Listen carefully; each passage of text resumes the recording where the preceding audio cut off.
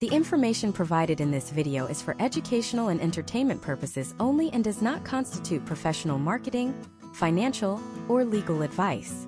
Email marketing involves various technical and regulatory considerations, including compliance with the CAN-SPAM Act, GDPR, and other international data privacy laws.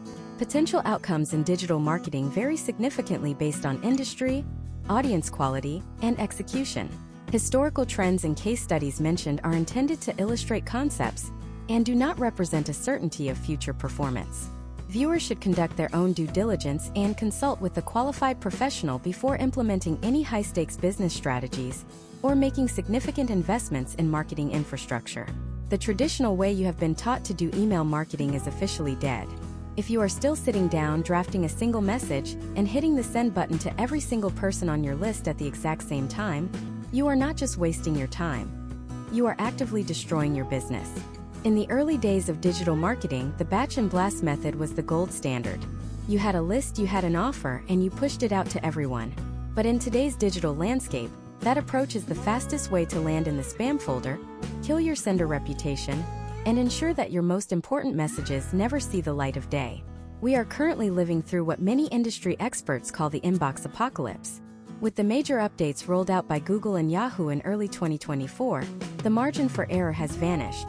If your engagement metrics fall below a certain threshold, the algorithms don't just demote your email, they make you invisible. This video is the first part of a comprehensive 10-part deep dive masterclass into the single most powerful lever you can pull to fix this email marketing segmentation. The problem you are facing today is a direct result of the paradox of choice and the overwhelming volume of noise in the average US consumer's inbox. The typical American professional receives over 120 emails every single day. Out of those 120 messages, only a handful are actually opened. When you send a generic one-size-fits-all email, you are competing with every other brand that is doing the exact same thing. You are effectively shouting into a hurricane with a megaphone, hoping someone hears a syllable. This lack of relevance is why your open rates are stagnating or worse, trending downward. This masterclass is designed to solve that specific problem by moving you away from the megaphone approach and toward a surgical, high-precision strategy. By the end of this series, you will understand how to transform your email list from a static database into a dynamic, profit-generating ecosystem that responds to your audience's specific needs in real time. To understand why segmentation is the only path forward, we have to look at the historical trends of the last decade. Historically, the average open rate across all industries hovered around 20%. However, as privacy regulations like Apple's mail privacy protection have evolved, the way we measure success has shifted. We can no longer rely on simple, inflated open rate numbers. We have to look at true engagement.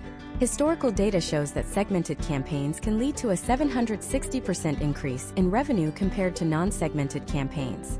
This is not because of a magic subject line or a catchy emoji. It is because of the fundamental psychological principle of relevance. When a human being opens their inbox, they are performing a rapid-fire triage. They are looking for reasons to delete. If your subject line and preview text do not immediately signal that the content inside was built specifically for them, you lose. Think about your own behavior as a consumer. If you are a vegetarian and you receive a coupon for a steakhouse, you don't just ignore the email. You lose a small amount of trust in that brand. You realize they don't know who you are. On the other hand, if you receive a highly curated list of the best plant-based restaurants in your specific zip code, your engagement is almost a certainty. That is the power of segmentation. It is the transition from being an intruder in the inbox to being a welcomed guest. This masterclass will provide you with the exact framework to achieve that level of precision. We are going to start by breaking down the technical infrastructure of the modern inbox. Most people think that hitting send is the end of the journey, but it is actually just the beginning. Your email has to pass through a gauntlet of filters. These filters look at your sender reputation, which is essentially a credit score for your email domain. If you send emails to people who don't open them, your score drops. If your score drops too low, even your most loyal customers won't see your emails because they will be diverted to the junk folder before they even arrive. Segmentation is the ultimate tool for reputation management. By only sending content to the segments of your list that are most likely to engage, you signal to providers like Gmail and Outlook that your content is high quality. This creates a positive feedback loop that boosts your deliverability across the board. In this first part of our deep dive, We are establishing the foundation of what we call the deep segmentation framework. This isn't about just putting a first name tag in your subject line. That is basic personalization, and in 2026, that is the bare minimum. True segmentation involves three distinct pillars: demographic, behavioral, and psychographic data. Demographic segmentation is the who, age, gender, location, and job title. Behavioral segmentation is the what have they clicked on, what have they purchased, and how recently have they visited your website. Psychographic segmentation is the why. What are their motivations, their pain points, and their long-term goals? Most businesses stop at the first pillar. They might segment by state or by industry, and they wonder why their results are mediocre. The real growth, the kind of growth we see in top-tier case studies from the world's leading D2C and B2B brands, happens at the intersection of all three. Imagine a scenario where you can identify a group of subscribers who live in the Pacific Northwest, have clicked on a specific product link in the last 48 hours but didn't buy, and have expressed an interest in sustainable living through their previous survey responses. When you can speak to that specific intersection of data, your open rates don't just increase, they explode. Throughout this 10-part masterclass, we are going to show you exactly how to gather this data without being intrusive, how to organize it within your email service provider, and how to automate the entire process so that your segments update themselves while you sleep. We are going to look at specific case studies where companies shifted from a single weekly newsletter to a sophisticated tiered messaging system and saw their engagement metrics double in less than 90 days. The promise of this series is clarity. By the time you finish part 10, the mystery of the inbox will be gone. You will no longer be guessing why your emails aren't working. You will have a step-by-step blueprint for building a high-performance email machine that respects your audience's time and rewards your business with consistent, predictable growth. We are moving away from the era of mass marketing and entering the era of hyper-relevance. This is not just a tactical shift.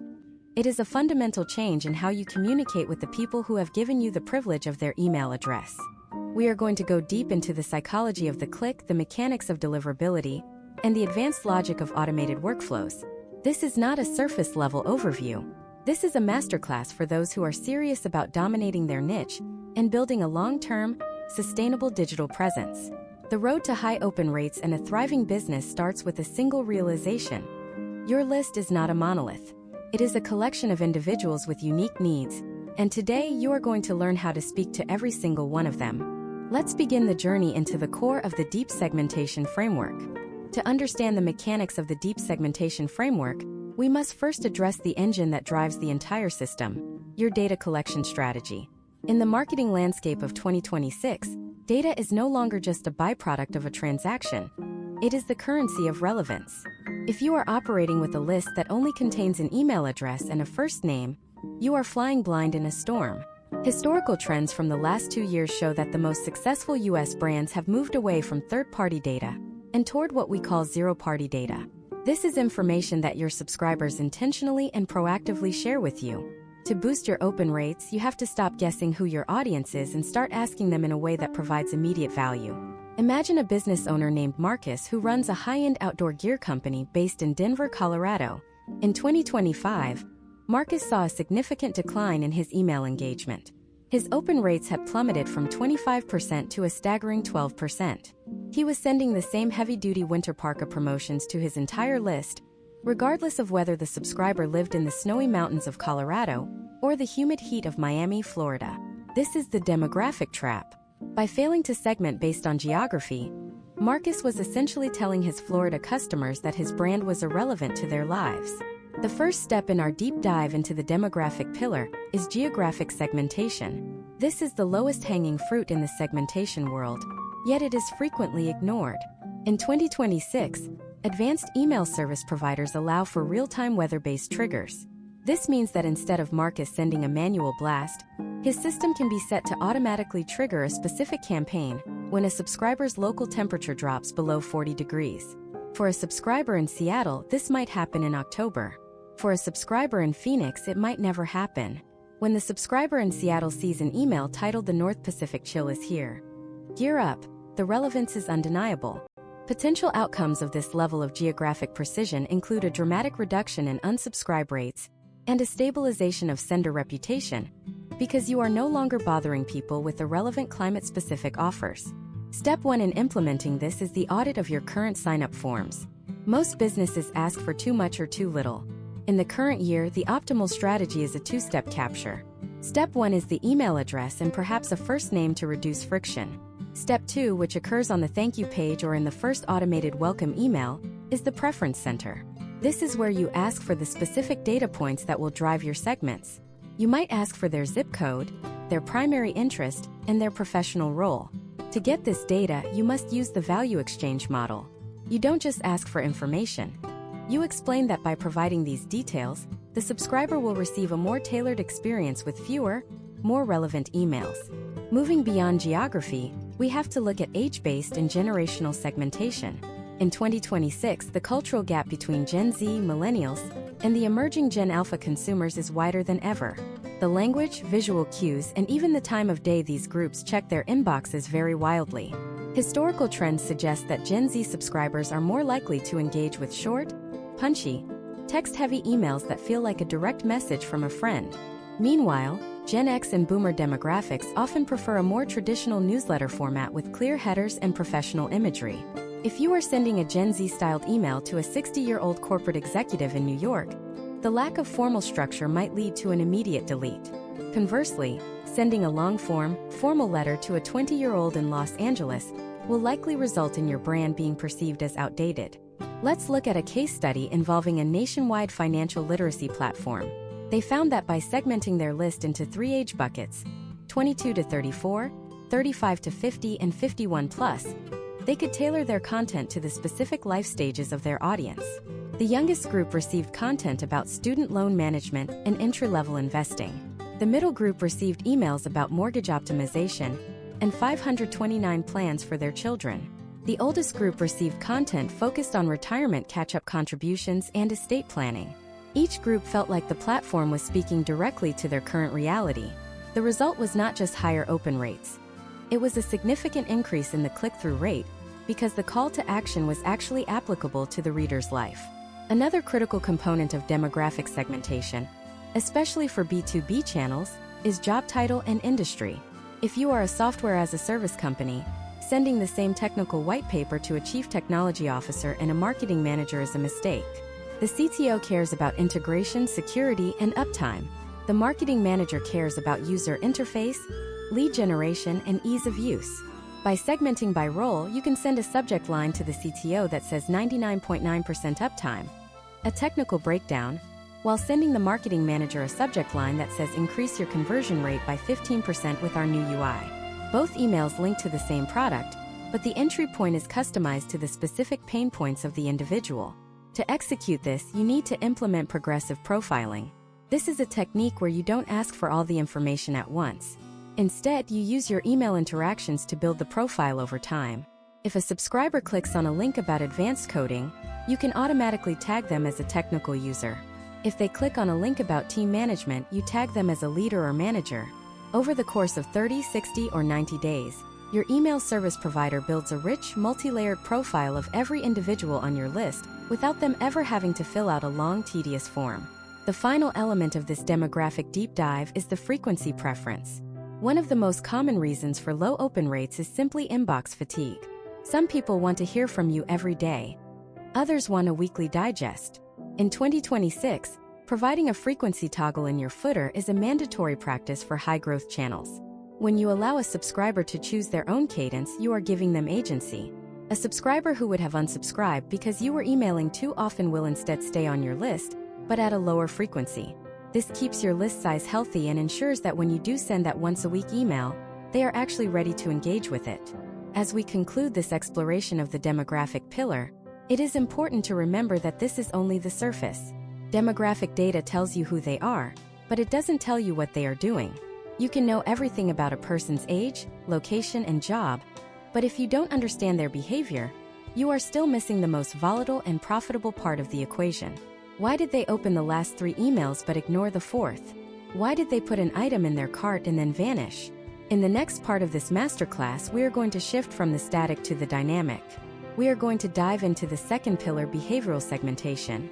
This is where we stop looking at who the subscriber is on paper and start looking at their digital footprints. We will explore the secret world of trigger-based emails, abandoned browse sequences, and the specific behavioral patterns that signal a subscriber is ready to buy or ready to leave. If you think demographic segmentation is powerful, wait until you see how behavioral data can turn a dead list into a high-velocity engagement engine. The transition from demographic to behavioral data is where the real magic happens, and it is exactly what we will cover next. Behavioral segmentation is the practice of dividing your audience based on their actual actions, rather than their self-reported attributes. While demographics tell you that a subscriber is a 35-year-old marketing director in Chicago, behavioral data tells you that she opened your last 3 emails about social media automation, but ignored everything you sent regarding search engine optimization. In the marketing landscape of 2026, this distinction is the difference between being a trusted advisor and being digital noise. Behavioral data is the most honest form of data, because while people might misrepresent their interests on a sign-up form to appear more professional or aspirational, their clicks and engagement patterns never lie. Imagine a subscriber named Sarah who lives in Seattle. In early 2026, she signs up for a broad interest culinary newsletter. Based on her sign-up data, you know she is interested in cooking, but that is too broad. Over the next 3 weeks, Sarah opens 4 emails. Every single one of those emails contains a variety of links, but Sarah only clicks on the links related to plant-based meat alternatives and high-protein vegan meal prep. She completely ignores the sections on traditional French pastry or slow-cooked brisket. If you continue to send Sarah your general newsletter, her engagement will inevitably drop because 60% of the content is irrelevant to her specific lifestyle. However, by using behavioral tagging, your system can automatically identify Sarah as a member of the plant-based interest segment. Potential outcomes of this shift include Sarah seeing a subject line like 5 vegan protein sources you have not tried yet, which she is almost certain to open because it aligns with her proven behavior. To implement this, you must master the concept of the digital footprint. Every interaction a subscriber has with your brand is a data point. This includes email opens, link clicks, website visits, product views, and past purchases. In 2026, we use sophisticated tracking pixels and server-side tagging to ensure that this data is captured accurately even with the increased privacy protections in modern browsers. The goal is to build a behavioral profile that updates in real time. This is not a static list that you update once a month. It is a living, breathing segment that reacts to what your audience is doing right now. One of the most powerful behavioral segments you can build today is based on the recency, frequency, and monetary model, often referred to as RFM. This is a classic framework that has been revitalized by modern automation. Recency refers to how long it has been since the subscriber last engaged or purchased. Frequency is how often they interact with you. Monetary is the total value they have brought to your business. Historically, the top 20% of your customers, those with high RFM scores, are responsible for 80% of your revenue. Consider a case study from a mid-sized electronics retailer in California. They analyzed their list and found a segment of customers who had a high frequency of opens, but a low monetary value. These were the researchers, people who loved the content but were hesitant to pull the trigger.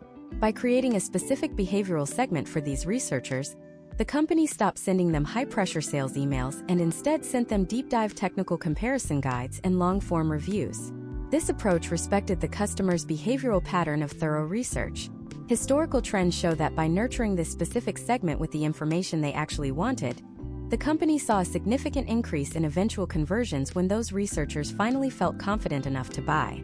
Beyond the RFM model, we must discuss the power of abandonment triggers. Most marketers are familiar with the abandoned cart email, but in 2026, that is just the beginning.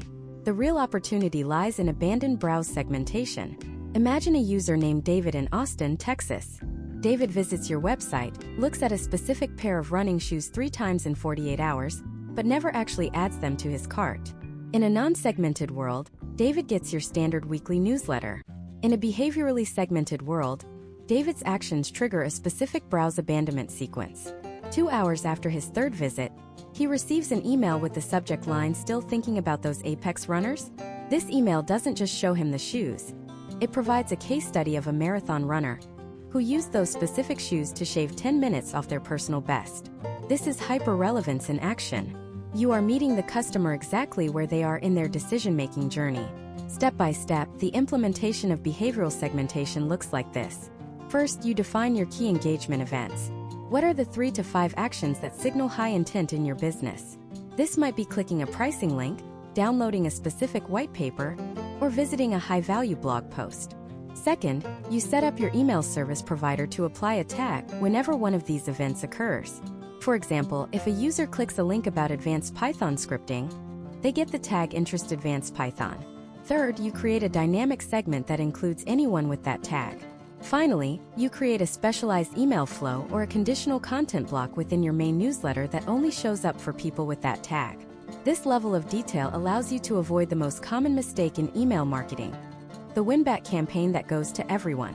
Historically, brands send a "we miss you" email to anyone who hasn't opened an email in 6 months. But behavioral data allows for much more nuance.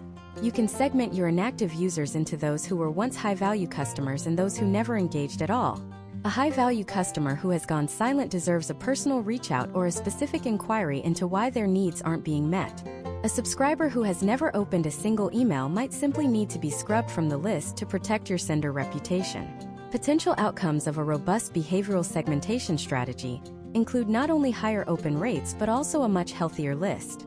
When you stop sending emails to people who aren't interested in a specific topic, your spam complaint rate drops.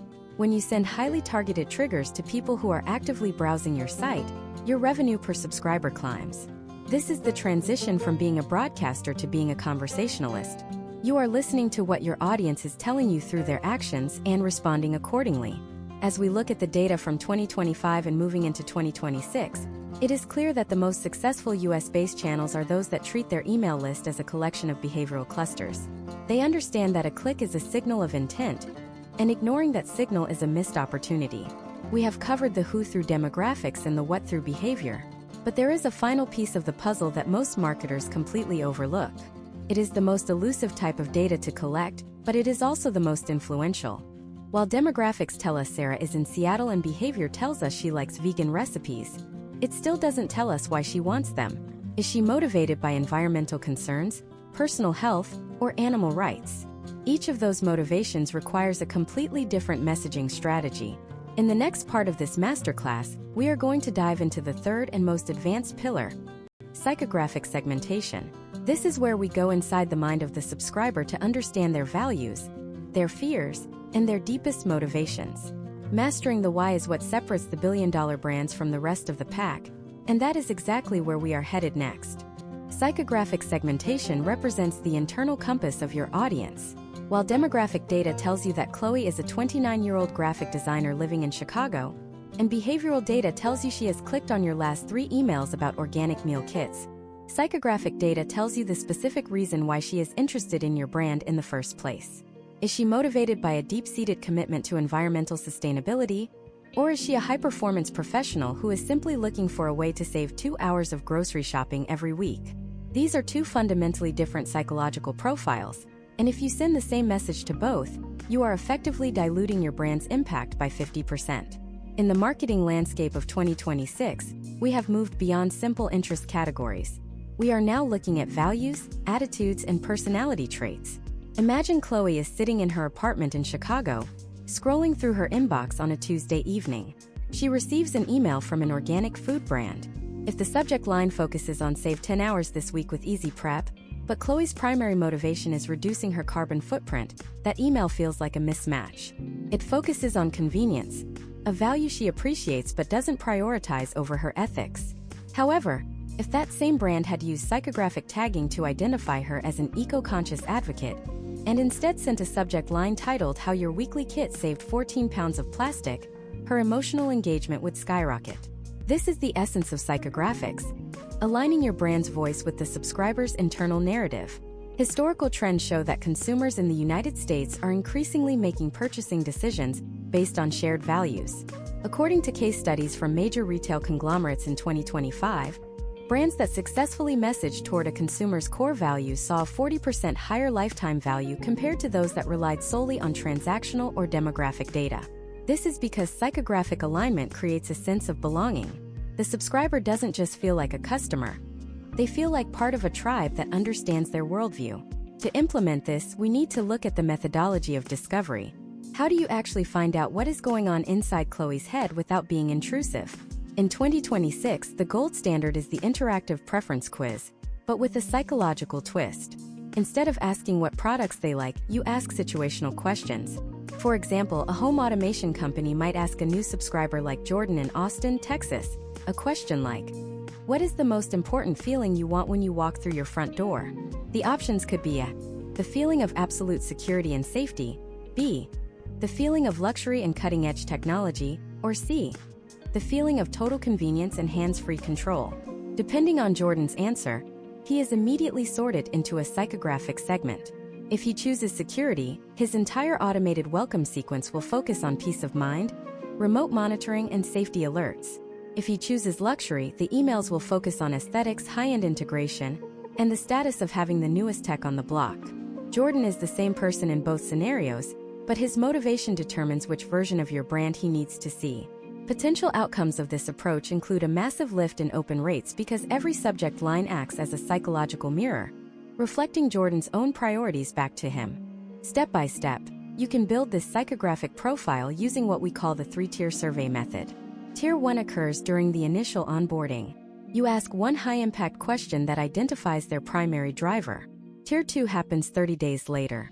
You use a conversational email, often formatted as a plain text message from a founder, to ask about their biggest frustration in your niche.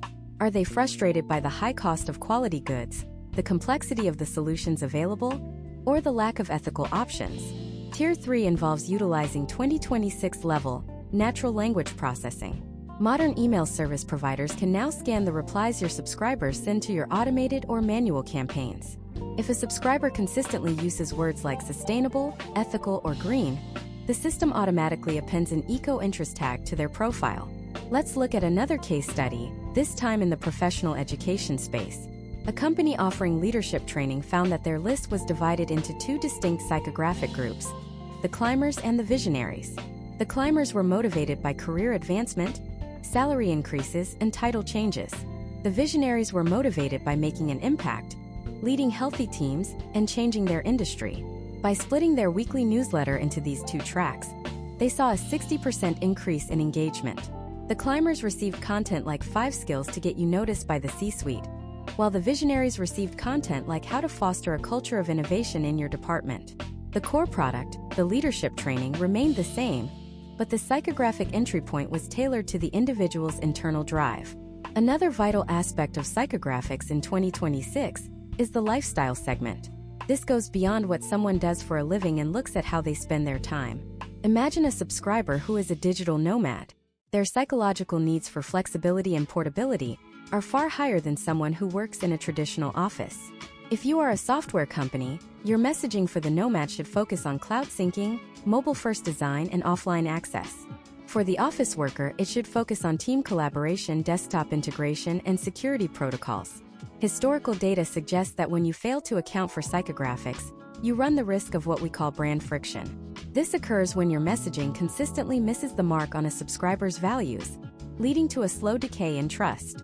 They might not unsubscribe immediately, but they will stop opening your emails because they have mentally categorized your brand as not for me. To avoid this, you must audit your existing segments and ask, does this group tell me why they are here? If the answer is no, you are leaving the most powerful psychological triggers on the table. As we move forward in this masterclass, remember that the goal of segmentation is to make your business feel small. Even if you have a list of 500,000 people, your goal is to make every single one of them feel like they are receiving a personal note from a friend who knows exactly what they care about. By combining the who of demographics, the what of behavior, and the why of psychographics, you create a three-dimensional view of your audience that is virtually impossible for your competitors to replicate. But having all of this data is only half the battle. The real challenge is managing it without drowning in complexity. How do you keep track of all these tags, segments, and triggers without spending 40 hours a week inside your email service provider? How do you ensure that Chloe doesn't accidentally receive the visionary email when she is actually a climber? In the next part of this deep dive, we are going to tackle the technical execution. We will look at the architecture of the automated segmentation engine. We are going to explore how to build a self-cleaning, self-segmenting list that grows in intelligence every time you hit send. We are moving from the theory of the mind into the reality of the machine, and you will see exactly how to automate the relevance that we have spent this session defining. The transition from understanding the mind to building the machine requires a shift in how you view your email service provider or ESP. In 2026, an ESP is no longer just a tool for sending messages. It is a relational database that must be architected for precision. To automate relevance, you need a technical blueprint that allows your data to flow seamlessly between your website, your checkout page, and your email sequences. This is where the deep segmentation framework moves from theory into high-velocity execution. If you try to manage these segments manually, you will hit a ceiling almost immediately. The goal is to build an ecosystem where the subscribers segment themselves based on every click, every scroll, and every second they spend with your brand. The first step in this technical architecture is the establishment of a robust tagging taxonomy. Most marketers make the mistake of creating tags haphazardly, resulting in a cluttered database that is impossible to navigate. In 2026, the industry standard for high-performance US channels is a prefix-based tagging system. This involves categorizing every tag with a clear functional prefix such as action, interest, or source. For example, if a subscriber clicks a link in your newsletter about advanced automation, they shouldn't just be tagged as automation. Instead, they receive the tag Interest Automation Advanced. If they joined your list through a specific TikTok campaign, they are tag source TikTok at March 26. This level of granularity allows you to build complex segments by stacking these tags using Boolean logic, such as individuals who have the Interest Automation Advanced tag, but do not have the Action Purchase Course tag. Imagine a business owner named Liam who runs a mid-sized tech apparel brand based in San Francisco. In early 2026, Liam realized that his general broadcast emails were seeing a steady decline in engagement. His historical trends showed that while his list was growing, his open rates were being dragged down by a large group of inactive users. Liam decided to implement a self-segmenting automation engine. He started by mapping out the customer journey. Every time a new subscriber entered his ecosystem, they were put into a 5-day liquid sequence. This sequence wasn't just designed to sell, it was designed to sort. On day 1, the email asked a question about their primary style preference. Depending on which link they clicked, minimalist, techwear, or classic, a specific interest tag was applied. On day 3, the email shared a deep dive article about fabric technology. If they spent more than 60 seconds on that page, a web tracking trigger applied the tag behavior deep researcher. By day 5, Liam's system had enough data to move the subscriber out of the general welcome flow and into a highly specialized segment. Potential outcomes for Liam were immediate. By the end of the first month, his open rates for the segmented flows were 40% higher than his previous general broadcasts. This is the power of a self-sorting engine. The subscriber's own curiosity dictates the content they receive. To achieve this, your technical stack must be integrated. In 2026, this means having a direct API connection or a server-side tracking pixel that links your website activity to your ESP. You need to be able to see not just that someone opened an email, but what they did after they clicked. This is called event-based triggering. For instance, you can set an automation that says if a user visits the pricing page more than twice in 24 hours, but does not reach the checkout page, they should be moved into a high-intent nurture segment. This segment then receives a specific case study that addresses common pricing objections and highlights the long-term value of the solution. You are not guessing that they are interested in price. Their digital footprint has confirmed it. Another critical component of the automated engine is the self-cleaning mechanism. Deliverability in 2026 is governed by strict engagement filters. If you continue to send emails to people who haven't opened a message in 90 days, Gmail and Yahoo will start to throttle your entire domain. To prevent this, you must build an engagement decay automation. This is a 3-stage filter. Stage 1 is the warning phase. If a subscriber hasn't engaged in 45 days, they are automatically tagged as lapsed engagement and moved into a lower frequency sending bucket. Stage 2 is the re-engagement phase. At the 60-day mark, they receive a series of 3 high-value, non-sales emails designed to pull them back into the active segment. Stage 3 is the sunset phase. At the 90-day mark, if there is still no engagement, the system automatically unsubscribes them. While it might feel painful to remove subscribers, historical trends show that a smaller, highly engaged list will always outperform a massive, bloated list in terms of deliverability and revenue per subscriber. By automating this pruning process, you ensure that your sender reputation remains pristine, which in turn ensures that your emails actually land in the primary inbox of your most loyal fans. You are effectively shifting your focus from vanity metrics like total list size to high-impact metrics like active engagement rate. Furthermore, we must discuss the implementation of dynamic content blocks. This is perhaps the most advanced part of the automation engine. Instead of creating 10 different emails for 10 different segments, you create one master email template that uses conditional logic. In 2026, this is often done using liquid tags or drag-and-drop dynamic modules. For example, you can have a single newsletter where the hero image changes based on the subscriber's interest tag. If the subscriber is tagged Interest Men Fashion, they see a male model. If they are tagged Interest Women Fashion, they see a female model. If they have no tag, they see a neutral lifestyle shot. This allows you to scale your personalization efforts without needing a massive creative team. You are building a single message that adapts itself to the recipient in real time. Step by step, the setup for a dynamic content block looks like this. First, you identify the primary variable you want to change, such as the product recommendation. Second, you create a set of rules within your ESP that define which tag sees which product. Third, you set a default option for anyone who doesn't fit the specific criteria. This ensures that no one ever receives a broken or empty email. Finally, you use a testing tool to preview the email as it would appear to different segments of your list. This level of technical precision ensures that your audience feels seen and understood on an individual level, even if you are sending to hundreds of thousands of people at once. As we look at the successful case studies of 2025, it is clear that the companies winning the inbox war are the ones that have mastered this technical orchestration. They have moved away from manual labor and toward intelligent systems that respond to the user's pulse. We have built the engine, we have established the tagging, and we have automated the cleaning process.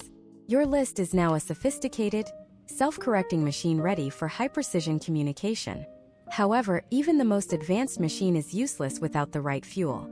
You can have the best segments in the world, but if the actual words you send are generic, boring, or misaligned with the segment's goals, your open rates will still suffer. You need to know how to write specifically for these groups. How do you change your tone for the deep researcher versus the fast action taker?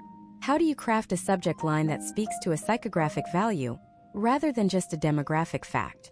In the next part of this masterclass, we are going to dive into the art of segmented copywriting.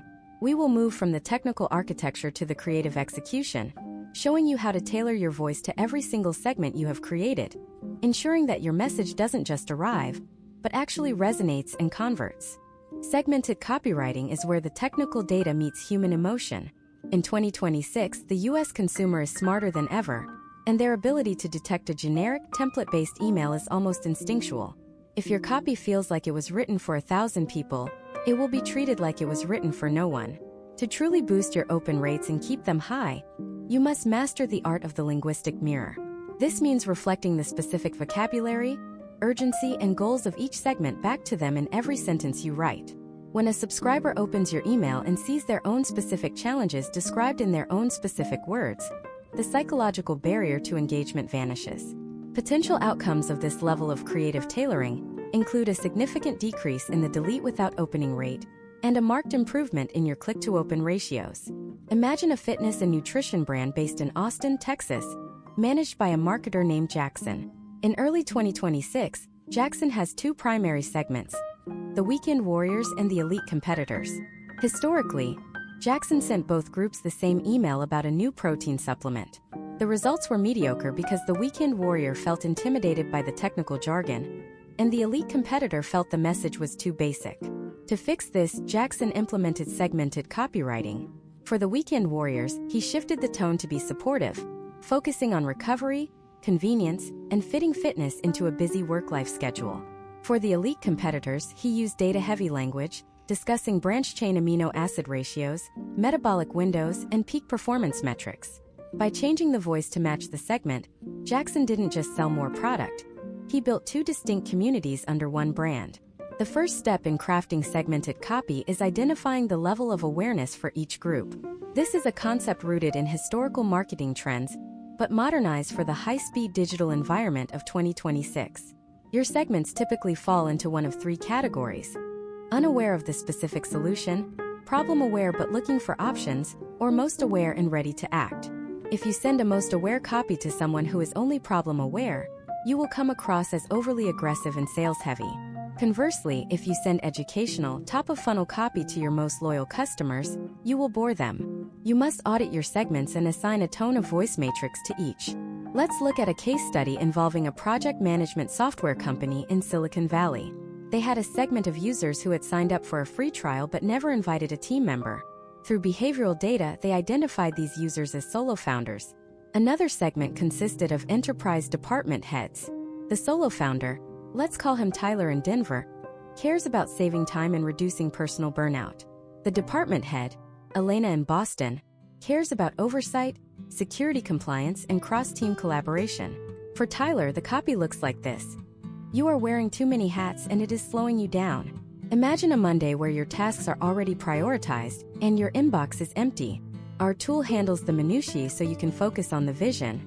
For Elena, the copy shifts entirely. Transparency is the foundation of a high-performing department. See exactly where your team's bottlenecks are before they impact your quarterly KPIs. Our enterprise-grade security ensures your data stays within the organization while your efficiency climbs. Both emails promote the same software, but they speak to two different souls. This is how you move from being an annoying notification to a vital business asset. Step by step, the drafting process for segmented copy follows a strict hierarchy. First, you write the segment-specific hook. This is the first sentence of your email, and often the preview text that appears in the inbox. It must address the segment's primary pain point immediately. Second, you develop the body copy using what we call the mirror method. Use the specific nouns and verbs that your segment uses in their day-to-day life. If you are targeting real estate agents in Florida, use terms like listing presentations and escrow. If you are targeting stay-at-home parents in the suburbs, use terms like school runs and meal prep. Third, you craft a hyper-targeted call to action or CTA. A generic click here is a missed opportunity. Instead, use a CTA that reflects the desired outcome of that specific segment, such as streamline my morning or get my technical audit. Another crucial element in 2026 is the length and structure of the copy. Historical data from 2025 shows that different demographics have varying tolerances for email length. High-level executives and busy professionals often respond better to short, punchy, bulleted lists that they can scan in 5 seconds while walking between meetings. On the other hand, hobbyists, researchers, and students often appreciate long-form, narrative-driven content that provides deep value and tells a story. By segmenting your copy length based on the known preferences of your audience, you respect their time and their cognitive load. Imagine a scenario where you are a travel blogger. You have a segment for budget backpackers and a segment for luxury retirees. The backpacker wants the top 3 cheapest hostels in Thailand with a quick list of pros and cons. They want it fast and they want it raw. The retiree, like Martha from Arizona, wants a beautifully written narrative about the sunset over the Amalfi Coast, the specific vintage of wine served at a hidden bistro, and a detailed breakdown of the private tour logistics. If you swap these styles, you lose both. The backpacker thinks you are too expensive and wordy. Martha thinks you are too brief and unrefined. Segmented copywriting ensures you are always the right fit for the reader's current state of mind. Furthermore, we must address the psychological power of the subject line. In a segmented world, you never use one subject line for your whole list. You should be running A/B tests within each segment to find the specific emotional triggers that work for that group. Historical trends suggest that curiosity-based subject lines work exceptionally well for your most engaged users who already trust you. For example, "I can't believe we finally did this." However, for a segment that has become slightly dormant, a benefit-driven, direct subject line is more effective. Here is the $50 credit for your next order. For your skeptical or new subscribers, social proof is the strongest lever. Why 10,000 developers switched to our platform last month? Potential outcomes of this strategic variance include not just the higher open rate, but a more qualified click. When the subject line and the body copy are perfectly aligned with the segment's expectations, the person who clicks is much more likely to convert on your landing page. You are essentially pre-qualifying your traffic through the power of your pros. As we look at the data moving into mid-2026, it is clear that the human element of copywriting is becoming the primary differentiator. As more brands use AI to generate generic content, the brands that take the time to inject segment-specific personality and nuance into their emails are the ones that stand out. You are not just sending information. You are sending a signal of relevance. We have now covered the technical engine, the behavioral triggers, the psychographic motivations, and the creative execution of the copy. You have the tools to build a list that is hyper-segmented and messaging that is hyper-relevant. But there is one final piece of the puzzle that governs whether all of this effort actually reaches the inbox. You can have the best copy in the world, but if the technical gates of the major email providers are closed to you, none of it matters. In the next part of this deep dive masterclass, we are going to look at the invisible forces of the inbox. We will explore the technical side of deliverability and sender reputation. We are going to dive into the world of SPF, DKIM, DMARC, and the secret algorithms that Google and Yahoo use to decide if your segmented masterpiece is worthy of the primary tab or destined for the spam folder. The battle for the inbox is won or lost in the technical setup, and that is exactly where we are going next. The technical infrastructure of email marketing is the invisible gauntlet that every single message must run before it ever earns the right to be seen by a human eye. In 2026, the gatekeepers of the inbox, primarily Google and Yahoo, have evolved their algorithms to be more ruthless than ever. If you have spent hours segmenting your audience and crafting the perfect copy, but ignored your technical authentication, you are effectively shouting into a vacuum. Deliverability is not a binary state. It is a reputation-based spectrum. Historically, a sender could get away with loose technical standards, but today, if your authentication records are missing or misconfigured, your emails won't just go to spam. They will be dropped at the gateway, never even reaching the recipient's junk folder. Potential outcomes of a poorly configured technical stack include a permanent blacklisting of your primary domain, which can take months of professional remediation to fix. Imagine a business owner named Jordan who operates a fast-growing e-commerce brand in Columbus, Ohio. In early 2026, Jordan launched a perfectly segmented campaign for a new product line. He had identified his most loyal customers, used psychographic triggers, and written compelling copy. However, when he checked his analytics 48 hours later, his open rate was a staggering 0.5%. Jordan assumed his audience had suddenly lost interest, but the reality was far more clinical. Because Jordan had recently migrated to a new email service provider and failed to update his DMARC records, Google's AI filters flagged his entire broadcast as a potential spoofing attempt. His masterpiece was dead on arrival. This is the reality of the 2026 inbox. Technical precision is the prerequisite for creative success. To avoid Jordan's fate, you must master the three pillars of email authentication: SPF, DKIM, and DMARC. Think of SPF or Sender Policy Framework as your domain's authorized guest list. It is a simple text record in your DNS settings that tells the receiving server exactly which IP addresses and services are allowed to send mail on your behalf. In 2026, having a messy SPF record with too many lookups is a common reason for delivery failure. You are allowed a maximum of 10 lookups. If your record exceeds this because you have too many legacy tools connected, the receiving server will often give up and reject the mail.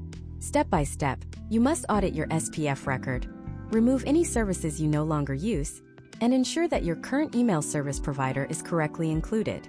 The second pillar is DKIM, or Domain Keys Identified Mail. This is your digital wax seal. It uses cryptographic authentication to prove that the email was actually sent by the domain owner, and more importantly, that the content of the email was not tampered with during transit. When you send an email, your server signs it with a private key, and the receiving server verifies it using a public key found in your DNS records. In the current landscape of 2026, with the rise of AI-generated phishing and sophisticated spoofing, DKIM is the only way for a provider like Gmail to know that your message is authentic. Historical trends show that domains without a valid DKIM signature see an immediate 40% drop in inbox placement rates compared to those that are fully authenticated. The third and most powerful pillar is DMARC, or Domain-Based Message Authentication, Reporting, and Conformance. If SPF and DKIM are the identification cards, DMARC is the instruction manual that tells the gatekeeper what to do if those cards are missing or fake. In 2026, a DMARC policy is no longer optional for any sender who wants to reach a US audience. Your policy can be set to 3 levels: none, quarantine, or reject.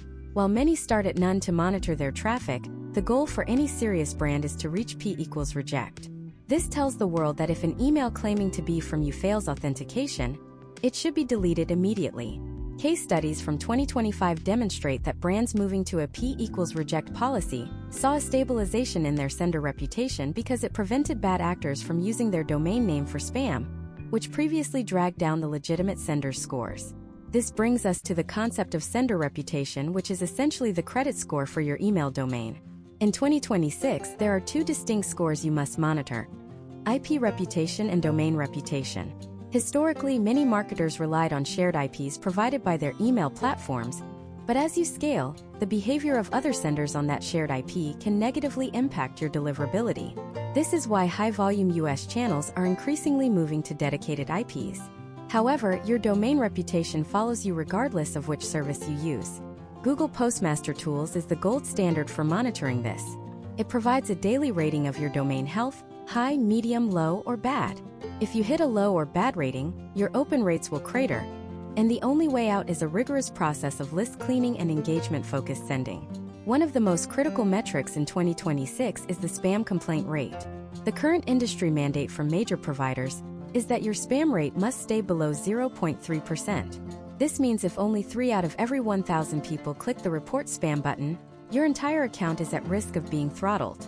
This is where segmentation becomes your greatest technical ally. By only sending relevant content to people who have recently engaged, you drastically reduce the likelihood of a spam complaint. A generic blast to an unsegmented list is a gamble with your domain reputation that you cannot afford to take. Case studies of mid-sized retailers in 2025 showed that by simply excluding anyone who hadn't opened an email in 90 days, they were able to drop their spam rate from 0.4% to 0.05%, which immediately moved their domain reputation from low back to high. To maintain a high reputation, you must also understand the concept of the engagement signal. In 2026, the primary inbox is reserved for senders that people actually interact with. When a subscriber opens your email, clicks a link, or most importantly, replies to your message, it sends a powerful positive signal to the inbox provider. This is why the best US-based email marketers now include a reply back prompt in their welcome sequences. Imagine an email that says, "Reply to this message with the word yes, so I can make sure our future guides don't get lost in your spam folder." When a user does this, they are effectively whitelisting you in the eyes of the algorithm. This single action can do more for your long-term open rates than any subject line hack ever could. You must also be aware of spam traps. These are email addresses that are no longer used by real people, but are maintained by providers to catch irresponsible senders. If you are sending to a list you bought or a list you haven't cleaned in years, you will eventually hit a spam trap. Hitting even one pristine spam trap can cause an immediate block on your domain. This is why the technical side of segmentation includes a rigorous list hygiene protocol. You should be using real-time email verification tools at the point of sign-up to ensure that no fake or mistyped addresses enter your ecosystem. As we navigate the technical complexities of 2026, it is clear that the battle for the inbox is a game of margins. Every correctly configured record, every avoided spam complaint, and every positive engagement signal adds a layer of armor to your brand. We have established the technical foundation that ensures your messages are accepted by the servers. We have the segments, we have the copy, and now we have the technical authority. But once you have successfully bypassed the filters and landed in the primary tab, a new challenge begins. The inbox is a visual battlefield. You are competing with hundreds of other notifications for a split second of the user's attention. How do you structure the visual elements of your email to ensure that once they open it, they actually stay? How do you use the layout, the images, and the mobile-first design principles of 2026 to guide the user's eye exactly where you want it to go? In the next part of this deep dive masterclass, we are going to explore the psychology of email UX and visual design. We will move from the invisible records of the DNS to the highly visible layout of the message itself, showing you how to design for the modern, fast-scrolling US consumer. The architecture of the click is our next destination. The architecture of the click begins the moment the human eye makes contact with the screen. In the fast-paced digital environment of 2026, you do not have minutes to explain your value proposition. You have approximately 3 seconds before the thumb continues its journey down the notification shade. Designing for the modern United States consumer requires a radical shift toward mobile-first, high-contrast, and cognitively light layouts.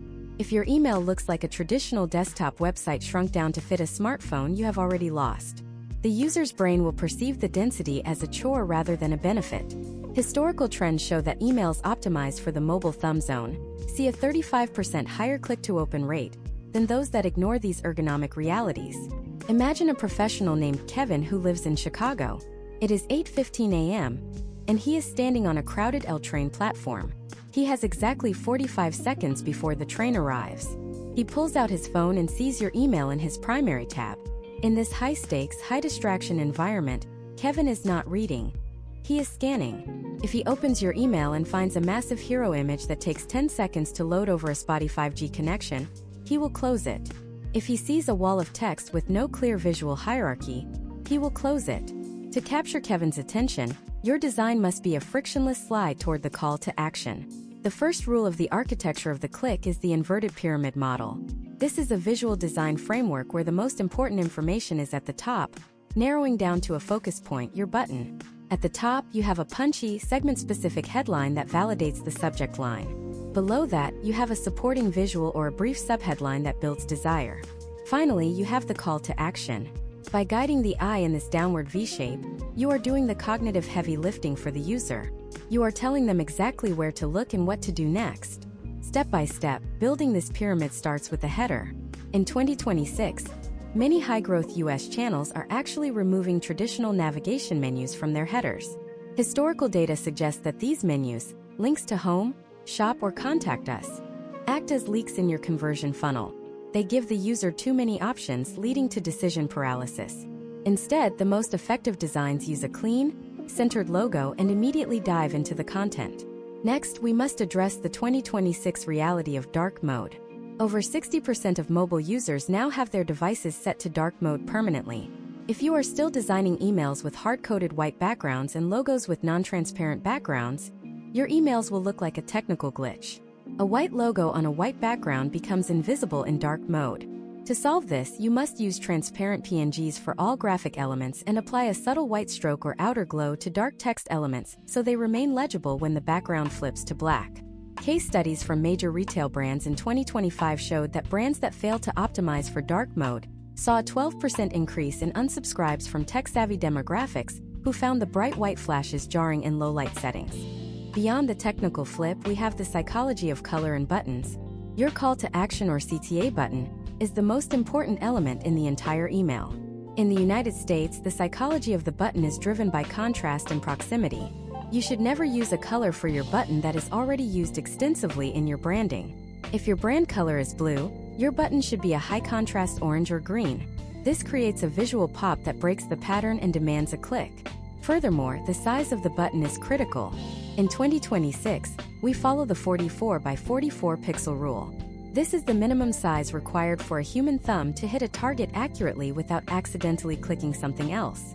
If your links are too close together, you create frustration, and frustration is the enemy of the open rate. Let's look at a case study of a lifestyle brand called Nova Thread. In early 2026, they were struggling with a high open rate but a very low click-through rate. Their emails were beautiful, full of high-resolution lifestyle photography, but they were essentially digital brochures. They shifted to a segmented design strategy.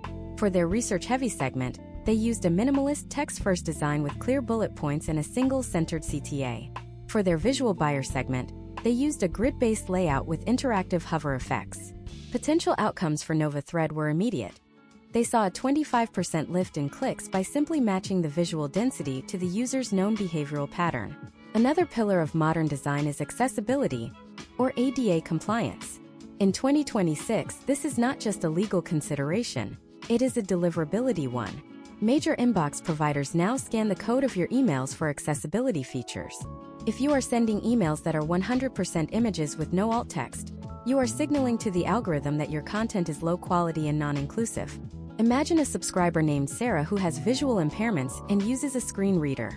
If your email is just one large image, Sarah hears nothing but image1.jpg. By using live text and descriptive alt text, you ensure that your message reaches every single person on your list, regardless of how they consume it. Step by step, this means maintaining a 60-40 text-to-image ratio and ensuring your font sizes are at least 16 pixels for body copy and 22 pixels for headlines to ensure legibility on small screens. The final element of the architecture of the click is the use of interactive elements, specifically AMP for email. In 2026, we are seeing a massive shift toward in-email functionality. Why force a user to click through to your website to fill out a survey or browse a product carousel when they can do it right inside the inbox? By allowing users to interact with your content without leaving their mail app, you remove a major layer of friction. Historical trends suggest that interactive polls and carousels can increase engagement by up to 40% because they turn a passive reading experience into an active participation experience. However, you must be careful not to over-design. The most common mistake in 2026 is what we call visual clutter. This happens when you try to highlight everything, which results in highlighting nothing. Every element in your email should serve a purpose. If a graphic doesn't support the central message of that specific segment, delete it. If a paragraph doesn't lead the user closer to the button, cut it. Your goal is to create a clean, elegant, and purposeful path from the subject line to the destination. As we conclude this deep dive into visual architecture, you should now have a blueprint for an email that is not just seen but felt. You have the hierarchy, the accessibility, and the technical dark mode optimizations to ensure your message lands with impact. We have moved from the invisible technical records to the highly visible layout. Your segments are now receiving messages that look and feel like they were custom built for them. But even with the perfect design and a high click-through rate, your work is never truly done.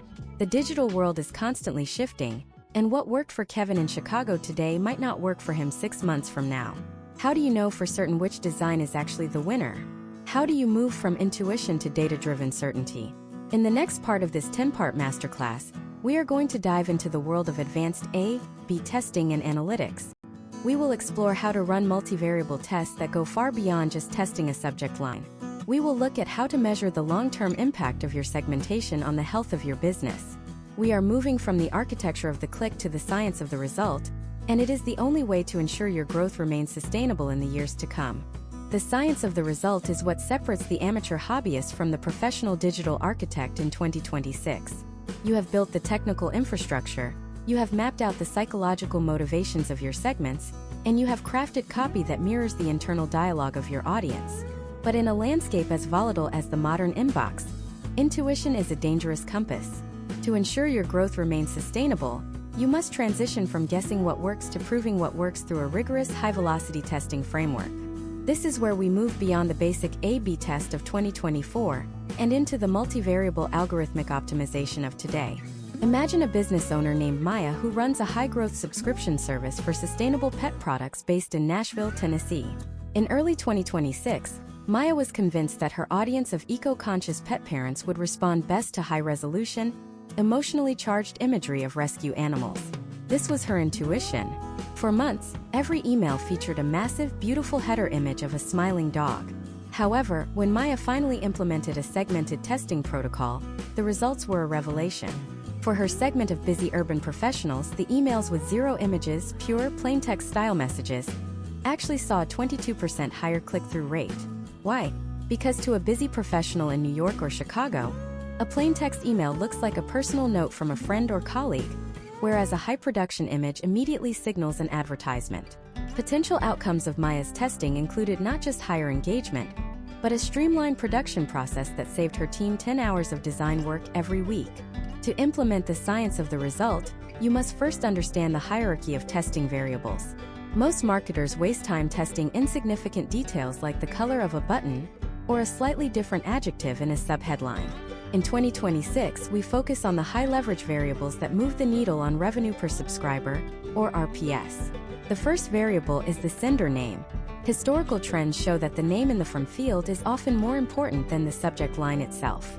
You should be testing a personal name such as Maya from Pawprint versus a brand name like Pawprint Sustainability. In 2026, many U.S. consumers are suffering from brand fatigue and are far more likely to open an email that appears to come from a real human being. The second high-leverage variable is the offer structure within the segment. Notice I did not say the discount. We are testing the narrative of the value. For example, if you are targeting a segment of first-time buyers, does a buy one get one offer outperform a straight 20% discount? While the financial math might be similar for your margins, the psychological perception varies wildly across demographics. Case studies from 2025 suggest that younger demographics in coastal cities often prioritize the experience and community aspect of a brand over a raw discount, whereas suburban families in the Midwest may respond more strongly to direct cost savings. Step by step, a professional testing protocol follows a 4-stage cycle. Stage 1 is the hypothesis generation. You don't just test to test. You ask a specific question. My hypothesis is that our CTO segment cares more about security documentation than they do about price. Stage 2 is the isolation of the variable. If you change the subject line and the hero image at the same time, you have created a corrupted test. You will not know which change caused the result. In 2026, we use what is called a champion versus challenger model. Your current best performing email is the champion. You create a challenger that is identical in every way except for one specific variable. Stage 3 is the determination of statistical significance. This is where most people fail. They see 10 opens on one version and 12 on the other and declare a winner. In 2026, with the sheer volume of data we process, you must use a confidence interval of at least 95%. This means that there is only a 5% chance that the result happened by random accident. Most modern email service providers have these calculators built in. But as a professional, you must understand that small sample sizes lead to false positives. If your segment is smaller than 1,000 people, you should be looking at aggregate data over 3 or 4 different sends to find a true trend. Stage 4 is the implementation and scaling. Once a challenger beats a champion with statistical significance, that challenger becomes the new baseline. You then develop a new challenger to try and beat it. This is the process of continuous refinement. It is not a project you finish. It is a discipline you maintain. Historical data from top-tier US marketing firms shows that brands that run at least 2 major tests per month see a 40% higher compound growth rate over a 2-year period compared to those that remain static. We must also discuss the shift in metrics for 2026. Open rates, while still important for monitoring deliverability and subject line strength, are increasingly becoming a vanity metric due to the continued evolution of privacy protections. The professional architect now looks at negative signals as a primary health indicator. This includes the delete without opening rate and the unsubscribe per segment rate. If a specific segment has a high open rate but a high delete without opening rate, it suggests that your subject lines are engaging in clickbait tactics that the content isn't fulfilling. This is a recipe for long-term brand decay. Consider a case study from a nationwide fitness franchise. They found that their most active segment had a high open rate, but their churn rate was increasing. By analyzing the behavioral data alongside their A/B tests, they realized that their emails were too frequent. They weren't annoying enough for people to report them as spam, but they were annoying enough for people to stop valuing the brand. They ran a test where they reduced frequency by 50% for that specific segment. The result? Open rates climbed by another 15%, and more importantly, the lifetime value of those subscribers stabilized. They proved that in email marketing, more is not always better. Relevance is the only currency that matters. As we look deeper into the data of 2026, we are also seeing the rise of the holdout test. This is a sophisticated method where you take a small, random sample of a segment, perhaps 5%, and you do not send them any emails for 30 days. You then compare the total revenue or engagement of that holdout group against the group that received your segmented campaigns. This allows you to measure the true incremental lift of your email marketing. It answers the question, would these people have bought from us anyway even if we didn't email them? This is the ultimate reality check for any digital marketer. It ensures that your segmentation and your efforts are actually driving new value rather than just taking credit for organic behavior. Potential outcomes of mastering this scientific approach include a business that is resilient to algorithm changes and market shifts. When you have a library of proven winners for every segment of your audience, you are no longer at the mercy of a single viral moment or a lucky subject line. You have built a predictable engine of growth. You have moved from the theory of who your audience is to the documented reality of what makes them act. However, even with a perfectly tested and optimized system, there is one final hurdle. As your list grows from 10,000 to 100,000 and eventually to 1 million subscribers, the complexity of managing these segments can become a bottleneck. How do you scale this level of personalization without losing the human touch? How do you ensure that your automation doesn't become a cold, robotic sequence that eventually alienates the very people you worked so hard to understand? In the final part of this 10-part deep dive masterclass, we are going to look at the future of scaling. We will explore the integration of advanced predictive modeling and the final steps to taking your high-performing email machine and turning it into a market-dominating force. The final transition from optimization to total scaling is exactly where we are going to conclude this journey. Scaling to a market-dominating force in 2026 requires moving beyond the reactive and into the predictive. While the previous 9 parts of this masterclass have focused on building the engine and refining the message, this final pillar is about the intelligence that allows that engine to run autonomously at a massive scale. At the enterprise level, where you are managing hundreds of thousands or even millions of subscribers, manual segmentation becomes a physical impossibility. This is where we introduce the concept of predictive modeling and the segment of one. In the current marketing landscape, we are no longer just looking at a subscriber's past behavior to determine what they might want. We are using machine learning to project their future actions before they even realize they are going to take them. Imagine a marketing director named Samantha who oversees the digital strategy for a nationwide health and wellness subscription service based in Seattle. In late 2025, Samantha's list hit a plateau. She had perfect demographic tagging, her behavioral triggers were optimized, and her copy was top tier. However, her growth was linear, not exponential. To achieve total scaling in 2026, she integrated a customer data platform, or CDP, with her email engine. This CDP didn't just look at email clicks. It ingested data from her mobile app, her retail POS systems, and even social media sentiment. This allowed her system to calculate a propensity score for every single individual. A propensity score is a mathematical value that indicates the likelihood of a specific action occurring within a set time frame. For a subscriber named David in Philadelphia, the system identified a high propensity to churn. David hadn't unsubscribed yet, and he was still opening emails, but his dwell time on the workout videos in the app had dropped by 40% over 3 weeks. Historically, this pattern preceded a cancellation by exactly 14 days. Instead of waiting for David to leave, Samantha's automated system moved him into a specialized predictive recovery segment. This segment received a highly personalized check-in from a virtual coach, offering a new 3-day challenge tailored to David's specific historical interests. Potential outcomes for Samantha included a 30% reduction in annual churn and a significant increase in the lifetime value of her most volatile segments. This is the difference between a high-performing list and a market-dominating asset. To reach this level of scaling, you must implement what we call data silo integration. In many businesses, email data lives in one place, website data in another, and customer support data in a third. This fragmentation is the primary barrier to scaling. In 2026, the first step to market dominance is creating a unified customer view. This means that when a subscriber emails your support team with a frustration, that event must instantly trigger a tag in your email system that pauses all promotional content and moves them into a high-touch empathy sequence. Sending a 20% off coupon to someone who is currently complaining about a broken product is the fastest way to lose a customer forever. Scaling means being smart enough to know when to stop selling. Step by step, the transition to total scaling involves 3 phases of technical maturity. Phase 1 is the automation of insights. You shouldn't have to run a report to see which segments are underperforming. Your system should be set to alert you when a segment's engagement falls below a statistically significant threshold. Phase 2 is the dynamic pathing. This is where you move away from a single linear welcome sequence and toward a multi-branch ecosystem. Depending on the data points gathered in real time, a subscriber might move from a beginner education path to an advanced technical path mid-sequence without any manual intervention. Phase 3 is the algorithmic optimization of send time. In 2026, we no longer send emails at 9 a.m. Eastern Time.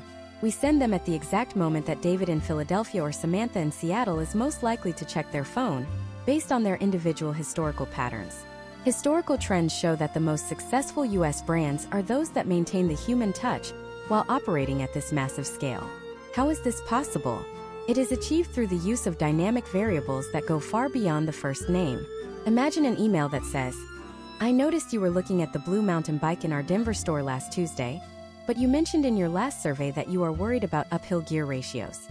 Here is a technical breakdown of that specific model versus the one you bought last year."